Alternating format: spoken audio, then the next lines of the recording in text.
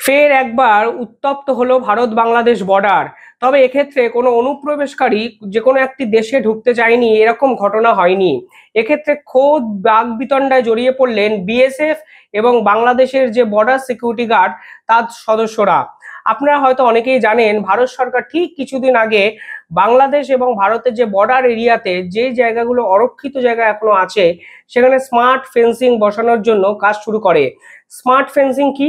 নিঃসন্দেহে আমি জানাবো। স্মার্ট ফেন্সিং বসানোর ফলে কাদের সব থেকে বড় ক্ষতি হতো, ঘুরিয়ে ফিরিয়ে সেই প্রশ্নটাই এখন সব থেকে বেশি উঠতে শুরু করেছে যখন বাংলাদেশের যে বিএসজি বর্ডার সিকিউরিটি গার্ড এই পুরো বিষয়টিকে বাধা সৃষ্টি করে। কি হলো ঘটনা দেখার জন্য এই ভিডিওটি শেষ অবধি দেখুন। আপনারা দেখছেন দ্য ইন্ডিপেন্ডেন্ট বেঙ্গল।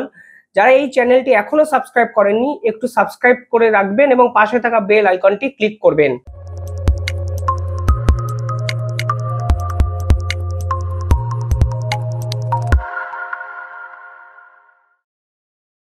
ভারত সরকার কিছুদিন আগে সিদ্ধান্ত নেয় বাংলাদেশ এবং ভারতের যে বর্ডার আছে সেখানে স্মার্ট ফেন্সিং তার ব্যবহার করবেন। আপনারা জানেন ভারত এবং বাংলাদেশ বর্ডার ভারতবর্ষের বিভিন্ন রাজ্যের সঙ্গে শেয়ার করে। সেখানে ত্রিপুরা, আসাম, মেঘালয়, ওয়েস্ট বেঙ্গলের নাম সব থেকে বেশি গুরুত্বপূর্ণ। আরো গভীরে গিয়ে যদি দেখবেন যে ভারতের সাথে মানে ভারতের ওয়েস্ট বেঙ্গলের সাথে পশ্চিমবঙ্গের সাথে বাংলাদেশের এই বর্ডার এরিয়া সব থেকে বেশি। এই সব থেকে বেশি অঞ্চলে প্রায় 936 কিলোমিটারের মধ্যে 100 কিলোমিটার অঞ্চল এখনো কাঁটাতার দেওয়া সম্ভব হয়নি। এবার এই 100 কিলোমিটার জায়গাতেই স্মার্ট ফেন্সিং বসাতে চাইছে ভারত সরকার। দেখো, এর প্রয়োজনীয়তা ইতিমধ্যেই ভারত সরকার কিন্তু প্রত্যক্ষ করেছে, প্রমাণ পাওয়া গেছে ভারত পাকিস্তান বর্ডার, যেটা রাজস্থান, পাঞ্জাব, জম্মু কাশ্মীরে প্রয়োগ করে। এখন সমস্যা হচ্ছে যে এই স্মার্ট ফেন্সিং দিলেও যে 100% অনুপ্রবেশ বা চোরাচালান আটকানো যাবে তা নয়, কিন্তু মিনিমাইজ করা যায়। এখন ভারত বাংলাদেশ প্রায় 4100 কিলোমিটারের বর্ডার, তার মধ্যে একটা বহুল অংশ রয়েছে ওপেন। কিছুদিন আগে একটি বিজ্ঞপ্তিতে ভারত জানায় যে এই অরক্ষিত জায়গা স্মার্ট ফেন্সিং বসানোর জন্য তারা নতুন করে 18 কোটি টাকা ব্যয় করবে এবং পার্টিকুলারলি ওই অনুপ্রবেশকারী আটকানোর জন্য অরক্ষিত জায়গায় 900-র উপরে বেশি মহিলা কনস্টেবলকেও নিয়োগ করেছে এই বাংলাতে। এবার বলি এই স্মার্ট ফেন্সিং কি, ঠিক কিভাবেই বা এই স্মার্ট ফেন্সিং কাজ করে যাকে নিয়ে এত বড় বিতর্ক ভারত এবং বাংলাদেশের মধ্যে। প্রথমে বলে রাখি, ভারত কিন্তু এই প্রথমবার স্মার্ট ফেন্সিং ব্যবহার করছে না। এই রকম অত্যাধুনিক কাঁটাতার ভারত কিন্তু প্রথম ব্যবহার করেছিল 2018 সালে। কোথায় জানেন? ভারত পাকিস্তান বর্ডারে। পরবর্তীকালে ভারত মায়ানমার বর্ডার এবং ভারত পাকিস্তানের একাধিক জায়গায় বর্ডার এরিয়াতে এই স্মার্ট ফেন্সিং কিন্তু ব্যবহার করেছিল বিএসএফ। এবং টোপোগ্রাফিক্যাল কারণে জলা জমি, খাল, বিল, সমুদ্র এবং যে আমাদের যখন বর্ডার হয়, সীমান্ত নির্ধারণ হয়, তখন কিন্তু বিভিন্ন কারণে মানুষের, যে কোনো সাধারণ মানুষের বাড়ির মধ্যে দিয়েও বর্ডার গেছে। তো বহু বহু তুমি পরিবার পাবে যাদের বাড়ির একটা অংশ রয়েছে ভারতে, একটা অংশ রয়েছে বাংলাদেশে। তো এই সমস্ত জায়গাগুলো দিয়ে কিন্তু অনুপ্রবেশও হয় এবং চোরাচালানও হয়, কিন্তু সেটাকে 100% নির্মূল করা সম্ভব নয়।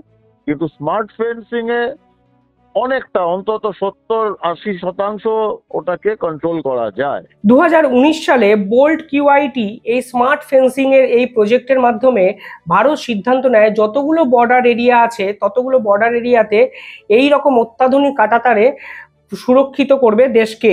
পরবর্তীকালে কম্প্রিহেন্সিভ ইন্টিগ্রেটেড ম্যানেজমেন্ট সিস্টেমের আওতায় এই প্রকল্পটি আনা হয় ভারত সরকারের মাধ্যমে। পরবর্তীকালে 61 কিলোমিটার বাংলাদেশ এবং 10 কিলোমিটার ইন্দো পাকিস্তান বর্ডারে আরও বিস্তীর্ণ অঞ্চলে স্মার্ট ফেন্সিং বা এই অত্যাধুনিক কাঁটাতারটি ব্যবহার করা হয়। এবার বলি এই কাঁটাতারে কি এমন ফিচার্স আছে। আমি একটু আপাত দৃষ্টিতে তাত্ত্বিক কথা না বলে আপনাদের বোঝানোর কিছু চেষ্টা করছি। এই কাঁটাতার বিস্তীর্ণ অঞ্চলকে ট্র্যাক করতে পারে, সেটা পাশাপাশি যেমন হিউম্যান ট্রাফিক বা কোনো যন্ত্র দ্বারা যদি অনুপ্রবেশের চেষ্টা করে সেটিও কিন্তু এই স্মার্ট ফেন্সিং ট্র্যাক করে নিতে পারে। বর্ডার থেকে 5 কিলোমিটার দূরত্বে যদি কোনো মানুষ ঘোরাফেরা করে, ইনস্ট্যান্টলি এই স্মার্ট ফেন্সিং বা এই ধরনের কাঁটাতার অপোজিটে যারা মনিটরিং এর দায়িত্ব থাকে তাদের কাছে একটি নোটিফিকেশন জারি করে, এবং মানুষ বাদে কোনো যন্ত্র বা কোনো মেশিন সুলভ আচরণ, মানে মেশিনের যদি উপদ্রব বিভিন্ন অঞ্চলে দেখা যায়, তাহলে বর্ডার থেকে প্রায় 15 কিলোমিটার ডিস্টেন্স এই স্মার্ট ফেন্সিং কিন্তু কার্যকর হয়। এবার আরো কিছু নতুন স্মার্ট ফেন্সিং এর ফিচার্স অ্যাড করা হয়েছে। কি আছে এই স্মার্ট ফেন্সিং এ, আমি একদম 5টা পয়েন্ট আপনাদের খুব সহজে বোঝানোর চেষ্টা করছি। যদি দেখেন এই স্মার্ট ফেন্সিং অত্যন্ত শক্তিশালী, মানে এতদিন যে কাঁটাতারগুলো ব্যবহার করা হয়েছিল তার থেকে অনেক বেশি আপগ্রেডেড। কিছু ক্ষেত্রে দ্বিস্তরীয় ফেন্সিং, অর্থাৎ দুটো আলাদা ধাতুর তৈরি, আলাদাভাবে তৈরি তার এই স্মার্ট ফেন্সিং এ কিন্তু ব্যবহার করা হয়েছে। কিছু ক্ষেত্রে এই স্মার্ট ফেন্সিং এর বহু জায়গায় ইলেকট্রিসিটি অর্থাৎ কারেন্টের প্রবাহ হয়।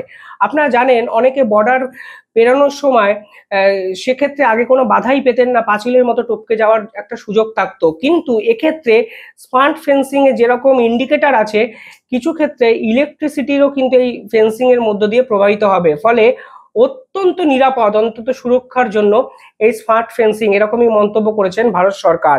পরবর্তীকালে ডবল মেটেরিয়ালস ব্যবহার করা হয়েছে, অর্থাৎ শুধু স্টিলের নয়, স্টিলের সঙ্গে আরো অত্যাধুনিক এমন কিছু ধাতু ব্যবহার করা হয়েছে যার ফলে এইটাকে সহজেই কাটা যাবে না বা এটাকে সহজেই বেঁকানো সম্ভব হবে না। 3 নম্বর হলো স্মার্ট পোলস।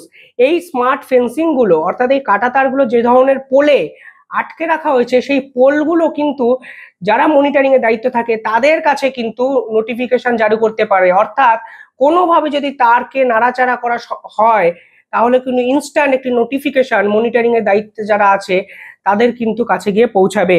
এলইডি লাইট, এই এলইডি লাইট ব্যবহার করা হয়েছে বিস্তীর্ণ জায়গায়, ফলে এই লাইটগুলো পেরিয়ে অনুপ্রবেশ করা কার্যত অসম্ভব, এবং যদি লাইটের আওতায় পড়েন তাহলে কিন্তু আপনার ছবি ইনস্ট্যান্ট কম্পিউটার বা মনিটরে কিন্তু উঠে যেতে পারে। ফলে চারিদিক থেকে এই অত্যাধুনিক সিকিউরিটি বিভিন্ন বর্ডার এরিয়াতে ব্যবহার করার চেষ্টা করছে এবার ভারত সরকার।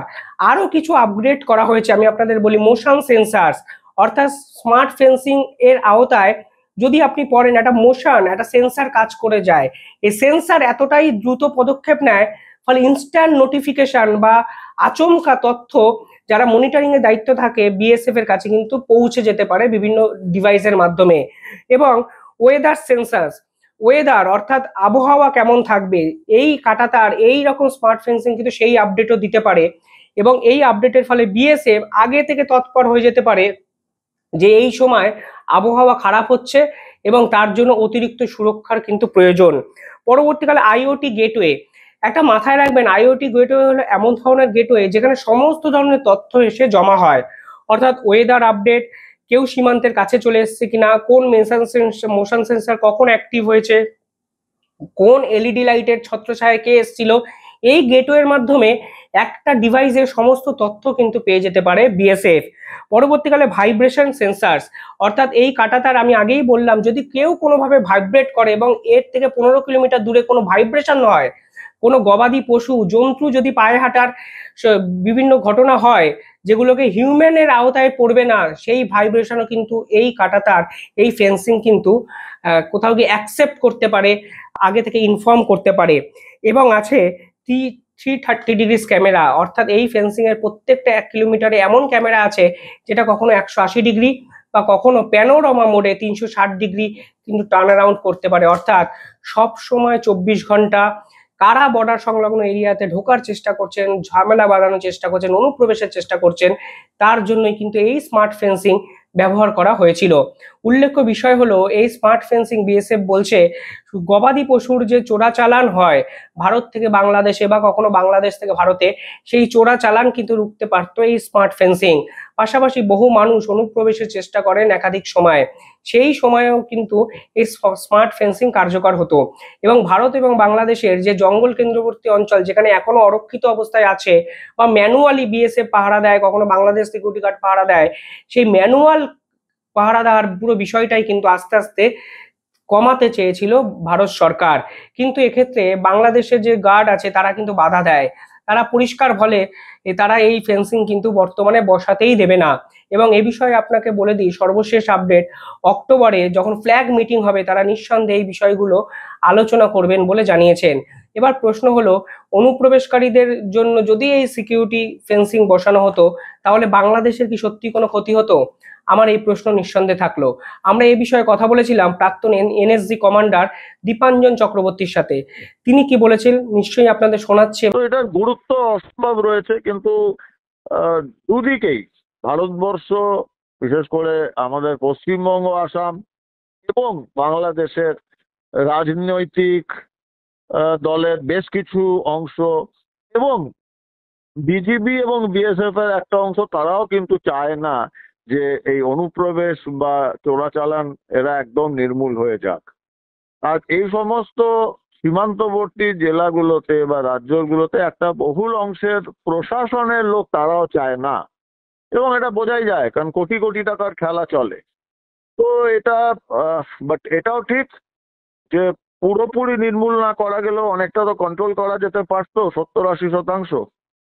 কিন্তু এখন দেখতে হবে আন্তর্জাতিক সম্পর্ক, সেটাও একটা গুরুত্বপূর্ণ ব্যাপার রাষ্ট্রীয় সুরক্ষার সঙ্গে সঙ্গে। কিন্তু আমার একটা প্রশ্ন, কোথাও গিয়ে এই ফেন্সিং এর বিরোধিতা করে বাংলাদেশ দেশের সুরক্ষার সাথে অনেক বড় কম্প্রোমাইজ করে ফেলছে না তো? এই প্রশ্ন কিন্তু আমার থাকলো। এবং একই সঙ্গে আমি বিশ্বাস করি ভারত সরকার এবং বাংলাদেশ সরকার কোনোভাবেই ক্রিমিনাল বা যারা স্বরাষ্ট্র দপ্তরের বিনষ্টকারী এইরকম কোনো শক্তিকে মদত দিতে চায় না। যদি একটা ফেন্সিং দুই দেশের সুরক্ষাকে সুগঠিত করে, তাহলে এর বিরোধিতা করা মানে কি আমি জানি না। কিসের জন্যই বা এই বিরোধিতা? ভারত এরপর কি করবে নিঃসন্দেহে জানার জন্য গোটা বিশ্ব কিন্তু তাকিয়ে আছে। কি বলছেন দীপাঞ্জন চক্রবর্তী আরো, আপনারা শুনুন। এটাতে তো নিঃসন্দেহে যে বাংলাদেশের একটা অংশ, কারণ এই ভারতে অনুপ্রবেশটা হচ্ছে বা ভারতে চোরাচালান হচ্ছে বা ভারত থেকে চোরাচালান হচ্ছে, এই দুটোতেই যদি সীমান্তরক্ষী বাহিনী তাদের যদি 100% কোঅপারেশনের একটা জায়গা না থাকে, তাহলে এই চোরাচালান বা অনুপ্রবেশগুলো হতে পারে না। তো তাদের স্বার্থে আঘাত লাগছে। না হলে বাংলাদেশে যে বিজিবি, বাংলাদেশ গার্ড ফোর্স, তাদের কোনো কারণ নেই বর্ডারে স্মার্ট ফেন্সিং লাগানোর, না লাগাতে দেওয়া বা ভারতবর্ষে যে এই প্রচেষ্টাকে আটকানোর। কারণ তার সঙ্গে ভারতবর্ষের বা বাংলাদেশের সার্বভৌমতার কোনো সম্পর্ক নেই। সীমান্ত, নিজের সীমান্ত, আমার জমিতে আমার সীমান্ত আমি কি করে সুরক্ষা রাখবো, সেটা তো আমার ব্যাপার। কারণ তোমার বাড়িতে তুমি যে পাঁচিল তুলবে, সে পাঁচিলটার উপরে তুমি তার কাটা লাগাবে কিনা বা পাঁচিলটা 5 ফিটের জায়গায় 6 ফিট করবে কিনা, সেটা তোমার সিদ্ধান্ত, তোমার নিজের সম্পত্তি সুরক্ষিত করার জন্য, নিজের পরিবারকে সুরক্ষিত করার জন্য। তোমার প্রতিবেশী যদি বলে না আপনি এটা করবেন না, তার তো যুক্তি নেই। কারণ তুমি তো এই পাঁচিলটা যে উঁচু করছো বা তার কাটা লাগাচ্ছ তার উপরে, সেটা তো তোমার জমিতে করছো, তোমার সার্বভৌমতার ব্যাপার, এটার সঙ্গে তো ওদের কোনো সম্পর্ক নেই। কিন্তু আন্তর্জাতিক ক্ষেত্রে একটা কোঅপারেশন, মিউচুয়াল কোঅপারেশনের জন্য দু দেশের সরকার চায় একটা সম মতের ভিত্তিতে কাজ করার, মতৈক্যের ভিত্তিতে কাজ করার। সেটা হচ্ছে না, সেটা দুর্ভাগ্য, দেখা যাচ্ছে।